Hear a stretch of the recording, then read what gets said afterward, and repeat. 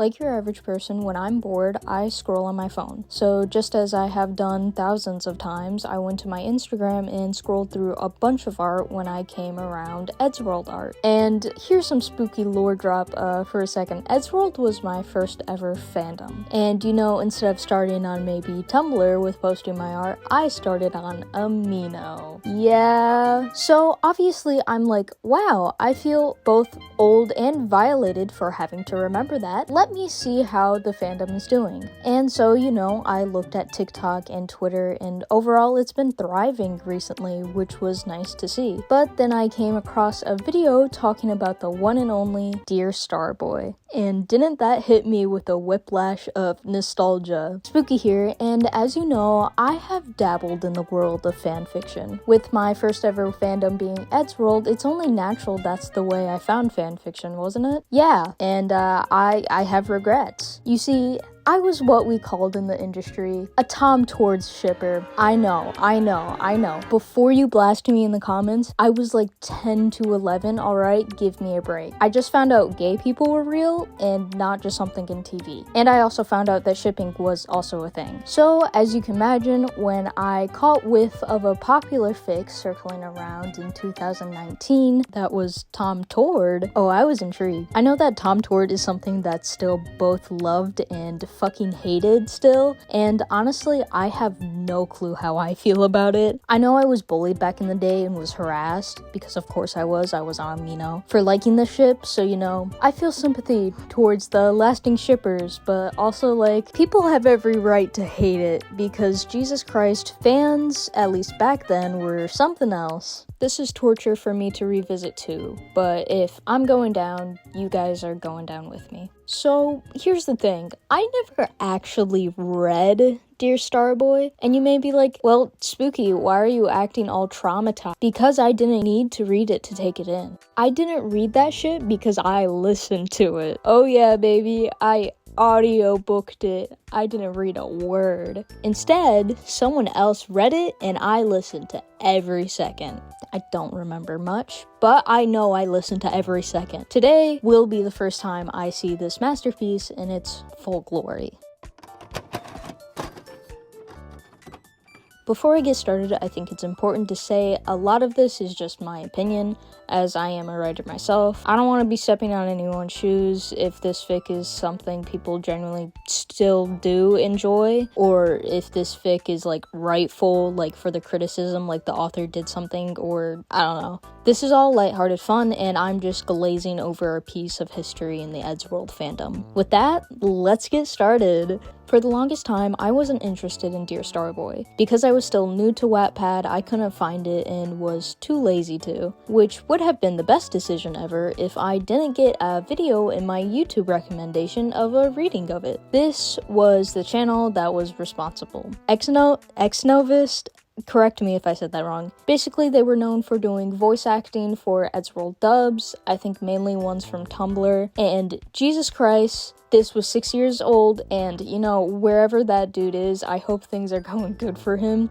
because looking back, they do sound absolutely miserable reading this. Wait, who the fuck is saying this shit? Like, why aren't you telling me who the fuck's saying each line? What neighbor says this? Like, who says this to their new neighbor? Not even a snack to binge on. He was much too stressed today. To binge on? Do you mean to... Oh my god. To munch on. Munch on would have been better, not binge on. If you're gonna binge something, it's like... If you're gonna binge something, it's going to be like a big portion of some shit. A snack is just something little to munch on. Neighbor ignores me. See, this is... Oh my god, this is exactly what I was talking about. Tord does not give a shit about this. Tord does not give a shit about Tom. All he cares about is that fucking dick, okay? Which is fair. I have a feeling once I do actually read this for the review part, it's not going to be so fun. And once I finished listening to Dear Starboy, back then I just remember being really fucking confused. Even at 11, I didn't understand why Tord would just kill himself over some person, because they only knew each other for like 2 weeks. I don't know, man. Maybe that's just me. Romeo and Julia only knew each other for like 5 days before dying together, and people love them, so, you know, if you can't tell, I still can't make sense of this. I'm a slow burn girly, what can I say? Not even a girl, but still. Even if I was confused, the animatics made me believe this was a work of art. Enough so that it didn't stop my little gremlin hands from making art to get likes. I feel like in the old art in question, you can see I never really caught on to Tord being this pastel twink. Twinks in general I didn't understand until midway through the fandom, and that's when I understood what tops and bottoms were as well. It stripped my childhood innocence oh so quickly. Back on topic. Back then, it was like the most popular fanfic, especially for Tom Tord. Everyone knew it, and either 1 loved it or 2 hated it. And it would make absolute circles around the fandom. But the thing was, this was 2019. Dear Starboy came out 2016 to 2017. And because it was so popular, I was under the assumption that it had come out then. Because what? Why would it still be popular if it came out years ago? Like, huh? The earliest Dear Starboy art that I could find is the original covered by Snoopy.Tord in the Eddsworld Amino. And I couldn't find the artist's socials or really trace it back to them. So again, wherever they may be, I hope they're doing well because their art was genuinely really cool. I wouldn't be surprised if they received some hate because of their work being the face of Dear Starboy work cover. I know that the author definitely did, which I don't know, maybe it was just the state of the internet, or like I said earlier, the author was involved in stuff. I don't really know. But yeah, the fanfic definitely deserved criticism, but this literally feels like it was written by a teenager who just wanted to write a stupid AU. Sure, they made Tord a massive twink, and both of the characters were pretty out of character, but it's just some fandom fun, isn't it? So, was Dear Starboy any good? Now it's time that I take the time and actually read this fine piece of work that many people have either adored or judged so harshly. So much so that the author ended up deleting their work, and I will just be reading a re-upload of it. Well, I just read Dear Starboy in the year 2024 for this video. I read Tom Tord in the year 2024 for this video. You guys better like this video if you made it this far. Before I get to criticize, let me explain the story of Dear Starboy to you. And oh boy, hold on. I just need me a very quick pick-me-up. Dear Starboy is a Tom Tord neighbor AU, and the part that gets everyone is Tord being quote-unquote pastel. Very obviously inspired by Tumblr with the flower crowns and the astrology aesthetic. Complete opposite of Tord's character, basically. It starts out with Tord moving in, being the new neighbor, and Tom being informed about it. Tom doesn't really care and instead listens to music, but even though he's said to be wearing headphones, a voice joins in the lyrics. Once he realizes that the voice didn't come from a local stray cat, we meet Tord, who is described as having a lilac flower crown with roses and emerald green stems. His sweater is also a matching purple, loosely pulled over a white button-up shirt, as well as having an assortment of jewelry, with the most striking features being his heterochromia eyes, 1 silver, 1 red. I would comment that it's unrealistic, but Tom literally has no eyes. Plus, I'm an advocate that we should let people be fun and whimsical and silly with character designs. After their small exchange, Tord picks up the nickname Kitty Boy for Tom. We also receive one of the most corniest lines in the whole fic. I'm Tord, your new neighbor, friend, possible love interest, comrade, pal. No one introduces themselves like that, especially not Tord from Eddsworld. After some cheesy dialogue, Tord gets called down for dinner, and that ends chapter 1. We start chapter 2 with Tom silently complaining about school late at night, and then he hears a tap on his window, which of course is Tord. We get another Twinkie outfit reveal, and we find out that Tord is homeschooled, which kind of explains explains his introduction of himself from earlier. We receive another cringy yet iconic line. Yup, we're all stars in our own way. I wouldn't really consider myself a star. I sure would, Tom. You are pretty dazzling. Tom felt a faint blush warm up his face at the compliment, but quickly shook it off. A human star. Tord, the only way Tom could describe him, bright, full of energy, practically radiating light. He was a star, alright. You guys met literally yesterday. After talking a little about the stars, they then act again like they've been knowing each other, and for chapter 2, this dialogue should not exist. They then say goodnight, and chapter 2 ends here. Chapter 3, we start with Tom getting up and ready for school, then we switch over to Tord's perspective. We get his usual routine, which includes stalking, and while Tord is eating cherries by his window, Tom interrupts coming home from school early and obviously in distress. Which, damn, Tord seems like he can care less in his mind, having to, quote, push his fantasies aside and help his friend. Tom, after some hesitation, explains he had an anxiety attack. They share a kind of sweet moment if they didn't just meet a day and a half ago, and then Tord manages to convince Tom to go out with him, and not gonna lie, it was pretty smooth. They meet at 9 o'clock, and we are introduced to the most iconic Dear Starboy look. After climbing down the tree, which Tom struggled with and caused a cliche romantic moment, they were off into the forest, where Tord showed Tom a spot with a cliff and a waterfall. They sit down and have the most corniest conversation about the stars and how a house isn't a home, all that fun stuff. The chapter ends as they declare it their place. Chapter 4, we get the tiniest of a time skip, which is only 2 days. We see Tom and Tord have grown closer, which is no surprise since not even a day and a half ago did it take for them to have their own damn spot at this point. Of course, Tord talks about more astrology and Tom pretends not to listen, but obviously he is. The day ends and the next day Tom receives a letter which comes from his secret admirer. Gee, Tom, I really wonder who it's from. It's not like they literally talk about stars in it. It's not like you literally don't call a certain someone Starboy, but I guess that doesn't connect the initials SB at all. Not at all. He goes to Tord about it and Tord acts nonchalant, which Tom delivers the most cruel line, probably because nobody has ever loved you or made you feel loved. It's a joke, but damn.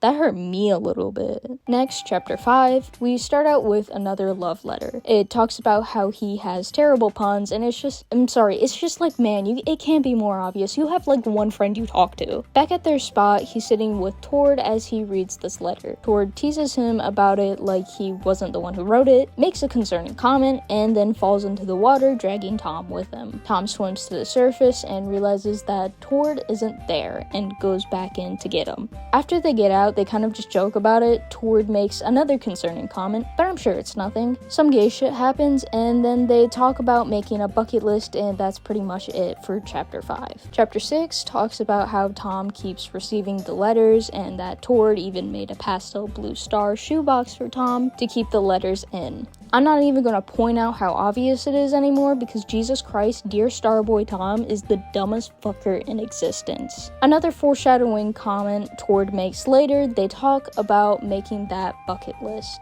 Literally using the exact same paper that Tord uses to write his little letters. Tord writes the title and then they both add things up to 10. I'm sorry, this is bothering me. I haven't brought this up because I've been trying to ignore it, but how fucking long is that gap between their houses? They've literally reached out to the other person before on many occasions, but apparently there's also a tree in the middle of them or in the way. Even if the houses are close, they couldn't possibly be close enough to reach the other unless they live in a city. But I'm about to start praying. Anyways, they make the bucket list, and let me just read off this fruit salad of a list. Tom plus Tord's bucket list. Number 1, first kiss. 2nd, get drunk. 3rd, waltz with somebody in the rain. 4, first heartbreak. Ooh. 5, visit the stars. 6, get married/propose. 7, fall in love. 8, adopt a pet. 9, raise a tree sapling. 10, change someone's life. And if that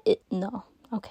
Back to the script. Tord says he could check it all off within a year, and to check something off immediately, they decide to adopt the stray cat from the first day they met, which would have literally been, like a week ago? It was simple enough to find the cat, because of course it was, and the only trouble they had was naming the cat. Tom wanted to go with Shadow, while Tord wanted to go with Star. Pretty sure there's a Warrior Cats reference in there. They don't really agree on anything, but it doesn't matter because we never see the cat again. They check it off the list and say goodnight, and as always, this is where the chapter ends. Chapter 7. Fuck me, man. This chapter, they decide to check the raise a tree sapling off their list. After planting the tree, in which Tom did all the work, Tord notices that it looks like a storm is coming in. Distracted by their bannering, it starts to rain, which Tord is perfectly fine with as he offers a hand to dance, checking off the waltz with somebody in the rain off the list as well. They sing a song as they dance for about an hour, apparently, and Tom realizes he loves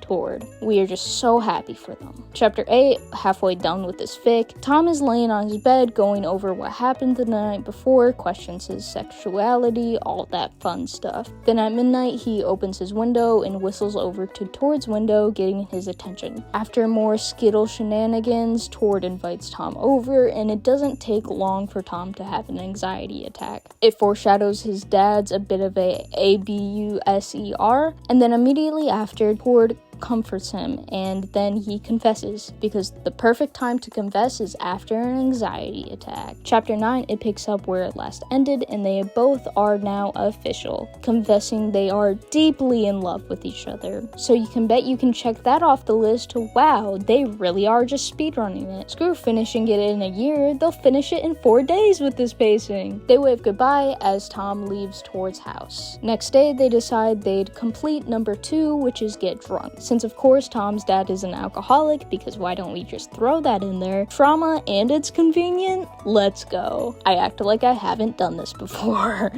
They decide to meet each other at night, and they do so as these motherfuckers just slowly just slot into the gay stereotype. They drink, and once they're drunk, it gets, these bitches gay, and I don't know if it's good for them. They share their first kiss, and then they pass out, ending with Tom waking up in a police station. Chapter 10, after a few hours of being in the pig station, 2 men show up and pretend to be Tom's older brother to get him out. It's revealed that they're with Tord and that it's Paul and Pat. 2 names that gave me whiplash because of how bad a certain fan base was back then. Tord shows up and explains to Tom that he wasn't waking up and he was too heavy to carry, and so he left without him. To apologize, Tord takes him to the ice rink, and after a little date, they arrive home. Tord tells Tom he has one more gift. Tord gets on a knee and proposes and slips a candy ring on his finger. They go over the whole marriage shit,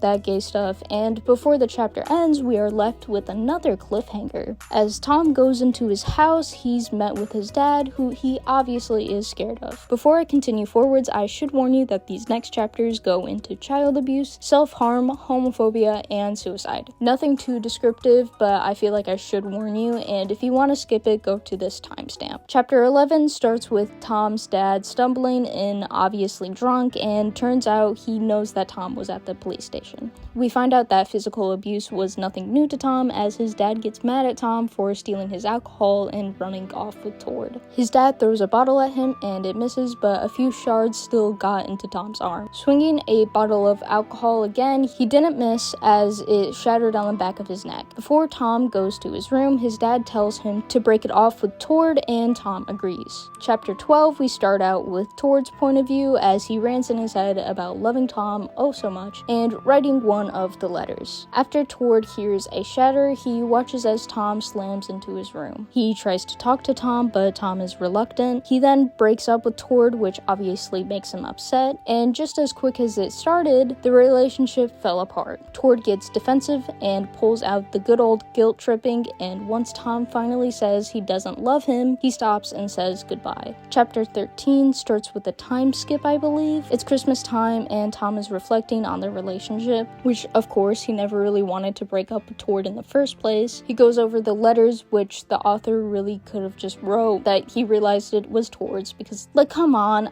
it can't be more obvious, man. It's the person literally stopped writing to him at this point. After a little duet with Tord, we switch over to his view, where Tord also reflects on the relationship while playing some Fruit Ninja on his arm. He writes his final letter as he puts on the classic Tord outfit with the red hoodie and heads to the waterfall. Chapter 14, the final message, starts with the knowledge that it's Christmas Eve. It talks about how Tom endures more of his father's abuse before he finds the letter that Tord put at his window. And finally, we get the iconic letter that everyone cries about, and let me just read it out for you so you can experience it too. Dear Kitty Boy, or I guess I should call you Tom now, I'm sorry I wasn't good enough for you to love me, and I'm sorry I'm so weak. I was even too shy to admit all the things I loved about you. In short, I'm SB, and couldn't even tell you. It's funny that I'm crying whilst I write this. I would have thought this would be easier to write since you'd let me go. Tom, I will never stop loving you and haven't stopped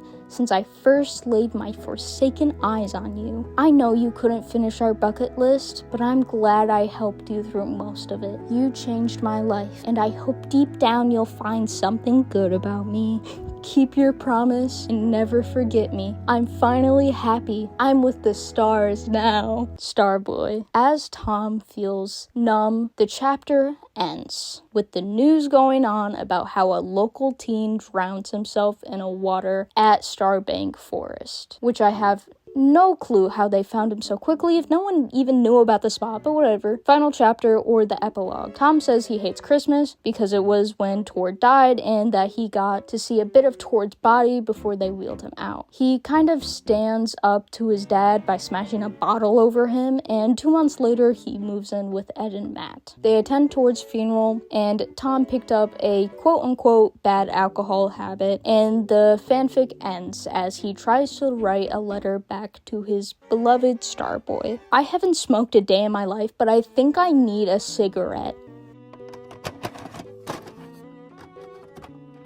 So if you couldn't tell, besides me pointing it out earlier, this is my first time actually reading Dear Starboy, and boy is it obvious. It definitely didn't help that I barely remembered a thing about Dear Starboy, so what I wanted to go for when doing the reading section was not to be critical at all and to be completely neutral. Honestly, out of all my emotions about this fanfiction, it's not frustration and it's definitely not anything positive. I'm just confused. It has been years since I have touched or listened to Dear Starboy, and I've found myself just having the same confusion as before. Like, it's not bad, it's just confusing, and that just makes it frustrating after it messes up time and time again. If I had to put it simply and pick out all my thoughts about Dear Starboy, it would mainly just be it didn't age well. It is incredibly easy to make fun of, with shitty grammar, with no capital letters, and weird paragraphs, as well as making Tord a Tumblr pastel girl's wet dream, and being pretty out of character for the both of them. Not to mention the rather poor handling of more sensitive topics. If I had to guess, the hype started to die down in 2019, which is probably why I saw either love for it or hate for it. Especially after the Distance AMV was created, it brought a lot more attention to it, and more attention equal more hate. So did I enjoy this fanfic? Absolutely not. Did I cry at the end? Yes, I did, but not for the reason it was intended for.